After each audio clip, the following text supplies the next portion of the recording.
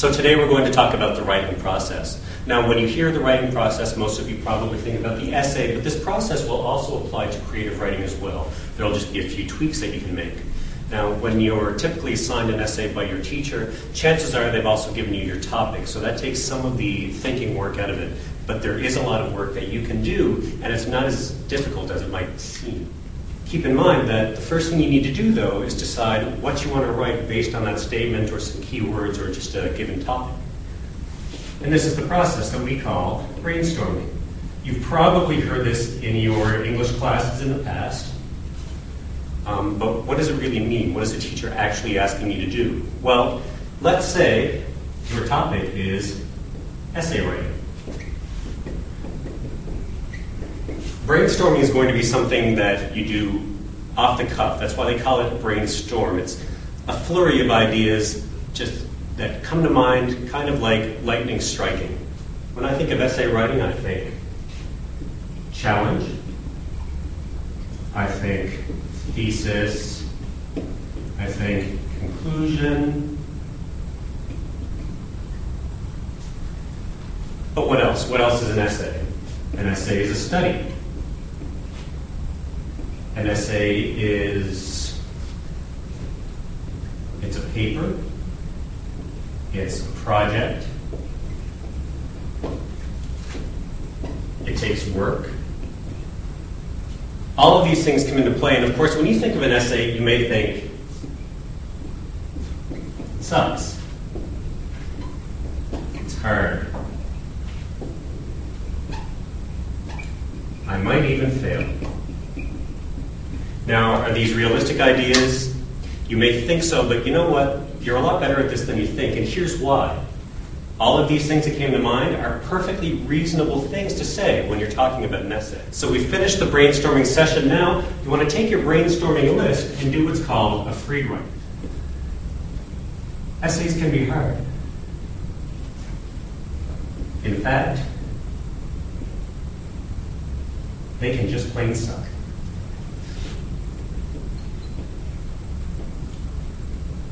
Now, I can keep writing about the fact that there are different challenges for each person. I can talk about what's challenging for me in particular. That's all well and good. But you're going to keep writing from this point. So now that we've completed our free write, what you want to do is take the next step, and that is organize. You want to organize your thoughts. You want to group similar thoughts together in things that might help to shape a paragraph. So maybe in your first paragraph you talked about them being hard to write.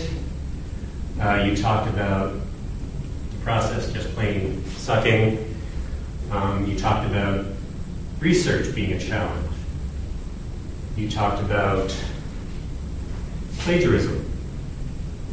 Or maybe you just talked about how to cite or quote information. So you want to talk about these things in one paragraph, these things in another, but you also talk about the process of research sucking, or at least being difficult. What that means is this is the way you're going to tie these two paragraphs together. You talk about the research being difficult at the end of one paragraph, but then you're going to continue talking about research, the thing you left off in the previous paragraph, but introduce it in a different way or a different line of thought.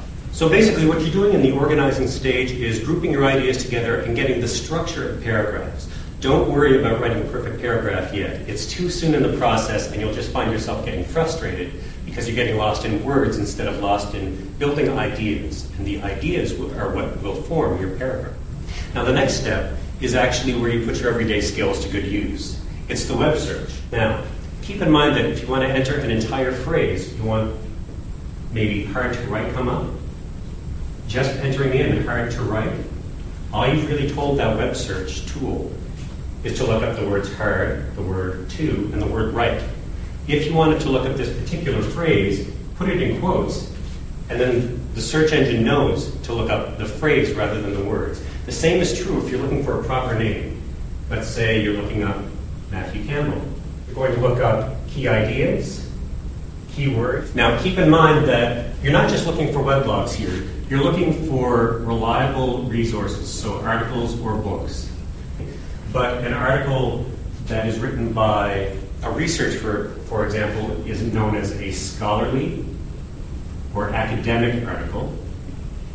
And if you go to scholar.google.com, it will actually specify in your search that you're looking for academic articles, and these are the ones that you're going to quote or cite. So the next step is revision. Now, revision is important whether it be an essay or creative writing. The only step so far that wouldn't come up in creative writing is probably Google, unless you want to make sure that someone else hasn't had your idea first. In the revision process, you're going to take your organized free write, and you're going to insert your quotations where they're applicable. It's important to remember, too, that when you're inserting a quote, that whatever that quoted person says should fit into the body of your essay as if it's your words, but you're giving them credit for it. What you're really saying is, I think this, someone else thinks this too, and here's why I think this, and they agree with me. Also, in your revision, you want to take out some of the ideas that feel like they just don't fit anywhere in the paper. It's not that they're a bad idea, they just don't work in the line of reasoning you've established in your paper. Now, when you've completed your revisions, you're going to write a good copy of your essay at this point. This is called your first draft. Now, you may think that the very first time you sit down is your first draft, but it really isn't the case. Your first draft should be the first version of your final copy. When you write your draft, the best thing you can do after you finish writing that draft is put it away. Don't keep working on it. If you keep looking at the same writing constantly over and over again, and what's wrong with this one sentence? Well, you'll get that sentence just the way you want it, but you've lost a lot of the detail, and maybe fixing that one sentence has really changed the way the whole paragraph works. So put it away. Give it at least a day. When you pick it up again, read the whole thing. When you read the whole thing, new ideas are going to occur to you. Or you'll read something and think, what was I thinking when I wrote that? Teachers use red pen for a very important reason. It shows up. So you want to make some notes with a red pen, or even if you're writing with a blue pen, use a black pen. Now here's something everyone likes. You're going to treat your audience like they know nothing. When you write a paper, you are the expert on whatever your topic is. You need to talk to your teacher like they don't know anything about it. If your teacher finishes a sentence and their note is, but what about this? Then that means you talked to them and left an open idea, or introduced an idea but didn't do anything with it. Now we've reached our final step in the writing process, and that's publish. So what you're going to do is take your final draft with all of your revisions, including your quotations, and you're going to type it up. Food for thought. See you next time.